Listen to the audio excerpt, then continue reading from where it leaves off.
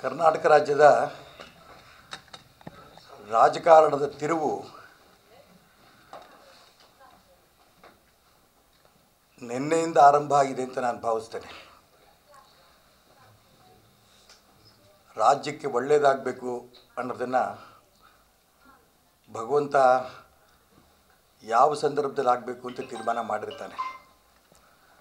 ನಿನ್ನೆ BJPಯ ರಾಜ್ಯ ಅಧ್ಯಕ್ಷ BY ವಿಜೇಂದ್ರ ಕೂಡ ನಿನ್ನೆ ನಮ್ಮ ದೇಶದ ಹೆಮ್ಮೆಯ ಪ್ರಧಾನಮಂತ್ರಿ ನರೇಂದ್ರ ಮೋದಿಯವ್ರನ್ನ ಮತ್ತು ಗೃಹ ಮಂತ್ರಿಗಳಾದ ಮಾನ್ಯ ಅಮಿತ್ ಶಾ ಅವರನ್ನು ಕೂಡ ಭೇಟಿ ಮಾಡ್ಕೊಂಡು ಬಂದಿದ್ದಾರೆ. ಅದೇ ರೀತಿ JDSನ ನಾಯಕರು ಮಾನ್ಯ ದೇವೇಗೌಡರು, ಕುಮಾರಸ್ವಾಮಿಯವರು ಕೂಡ ಮಾನ್ಯ ನರೇಂದ್ರ ಮೋದಿಯವ್ರನ್ನ ಮತ್ತು ಅಮಿತ್ ಶಾ ಅವ್ರನ್ನ ಭೇಟಿ ಮಾಡ್ಕೊಂಡು ಬಂದಿದ್ದಾರೆ.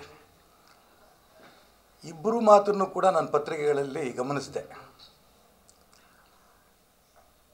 ವಿಜೇಂದ್ರ ಅವರು ಹೇಳಿದ್ದಾರೆ, ಎಲ್ಲ ಹಿರಿಯರನ್ನ ಜೊತೆ ತಗೊಂಡು ಯಾವ ಗೊಂದಲವೂ ಇಲ್ಲದೇ ರಾಜ್ಯದಲ್ಲಿ ಲೋಕಸಭೆ ಚುನಾವಣೆಯಲ್ಲಿ ನಾವು 28ಕ್ಕೆ 28 ಗೆಲ್ಲ ದಿಕ್ಕಿನಲ್ಲಿ ನನಗೆ ಮಾರ್ಗದರ್ಶನ ಸಿಕ್ಕಿದೆ ಇಬ್ಬರು ನಾಯಕರಿಂದ ಅನ್ನೋಂಥ ಮಾತನ್ನು ಅವರು ಹೇಳಿದ್ದಾರೆ. ಅದೇ ರೀತಿ ಕುಮಾರಸ್ವಾಮಿಯವರು ಒಂದು ಹೇಳಿಕೆ ಕೊಟ್ಟಿದ್ದಾರೆ.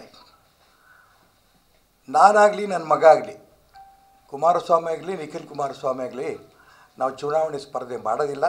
ಕರ್ನಾಟಕ ರಾಜ್ಯದ 28 ಕ್ಷೇತ್ರದಲ್ಲಿ ನಾವು ಓಡಾಟ ಮಾಡಿ ನರೇಂದ್ರ ಮೋದಿ ಪ್ರಧಾನಮಂತ್ರಿ ಮಾಡೋದಕ್ಕೆ ಏನೇನು ಬೇಕೋ ಎಲ್ಲ ಪ್ರಯತ್ನ ನಡೆಸ್ತೇವೆ ಅನ್ನೋಂಥ ಮಾತು ಅವರು ಹೇಳಿದ್ದಾರೆ. ಇದು ನಿಜಕ್ಕೂ ಕೂಡ ಇವತ್ತು ಬರುವಂಥ ಲೋಕಸಭೆ ಇರ್ಬೋದು, ನಾಳೆ ನಡೆಯುವಂಥ ತಾಲೂಕ್ ಪಂಚಾಯತ್ ಜಿಲ್ಲಾ ಪಂಚಾಯತ್ ಚುನಾವಣೆಗಳಿರ್ಬೋದು, ಅಥವಾ ವಿಧಾನ ಪರಿಷತ್ತಿನ ಚುನಾವಣೆಗಳಿರ್ಬೋದು, ಮುಂದೆ ಬರುವಂಥ ವಿಧಾನಸಭೆ ಚುನಾವಣೆ ಇರ್ಬೋದು, ಎಲ್ಲದಕ್ಕೂ ಕೂಡ ಒಂದು ರೀತಿಯ ಸರಿಯಾದ ಮಾರ್ಗದರ್ಶನ ಎರಡೂ ಪಕ್ಷದ ನಾಯಕರಿಗೆ ಕೇಂದ್ರ ನಾಯಕರು ಕೊಟ್ಟು ಕಳಿಸಿದ್ದಾರೆ, ನರೇಂದ್ರ ಮೋದಿಯವರು ಮತ್ತು ಅಮಿತ್ ಶಾ ಅವರು. ಇದು ರಾಜ್ಯದಲ್ಲಿರುವಂಥ BJP ಮತ್ತು JDSನ ಎಲ್ಲ ಕಾರ್ಯಕರ್ತರು ಕೂಡ ತುಂಬ ಸಂತೋಷದ ದಿನ ನೆನ್ನೆ ಅಂತ ಭಾವಿಸ್ತೇನೆ. ಇದ್ರ ಮುಖಾಂತರ ಇಡೀ ರಾಜ್ಯದ ಜನ ಈಗಾಗಲೇ ನರೇಂದ್ರ ಮೋದಿಯವ್ರ ಜೊತೆಗಿದ್ದಾರೆ, ದೇಶದ ಜನರು ನರೇಂದ್ರ ಮೋದಿ ಜೊತೆಗಿದ್ದಾರೆ. ಈ ಇಬ್ಬರು ನಾಯಕರುಗಳನ್ನ ನಿನ್ನೆ ಭೇಟಿ ಮಾಡಿ ರಾಜ್ಯದ ಜನರಿಗೆ ಸಿಕ್ಕಿರೋಂಥ ಆ ಒಂದು ಮೆಸೇಜ್ ಏನಿದೆ, ಇದು ನಿಜಕ್ಕೂ ನಮಗೆಲ್ರಿಗೂ ತುಂಬ ಸಂತೋಷ. ಒಟ್ಟಾಗಿ BJPನಲ್ಲಿ ಏನು ಸಣ್ಣ ಪುಟ್ಟ ಗೊಂದಲಗಳಿದೆ ಅದನ್ನು ಬಗೆಹರಿಸ್ಕೋತೀವಿ. ಅದೇ ರೀತಿ JDSನೂ BJPನೂ ಒಟ್ಟಿಗೆ ಸೇರಿಕೊಂಡು ರಾಜ್ಯದಲ್ಲಿ 28 ಸ್ಥಾನವನ್ನು ಗೆದ್ದೇ ಗೆಲ್ತೀವಿ ಅನ್ನೋಂಥ ವಿಶ್ವಾಸದಲ್ಲಿ ನಾನು ನಿನ್ನೆಯ ಅವರ ಭೇಟಿ, ರಾಷ್ಟ್ರೀಯ ನಾಯಕರ ಜೊತೆಗೆ ನಡೆದಂಥ ಎರಡೂ ಪಕ್ಷದ ನಾಯಕರುಗಳ ಭೇಟಿ ನಮಗಂತೂ ತುಂಬ ಸಂತೋಷ ತಂದಿದೆ ಅನ್ನೋಂಥ ಅಂಶ ಈ ಸಂದರ್ಭದಲ್ಲಿ ಹೇಳೋಕ್ಕೆ ಇಷ್ಟಪಡ್ತೇನೆ.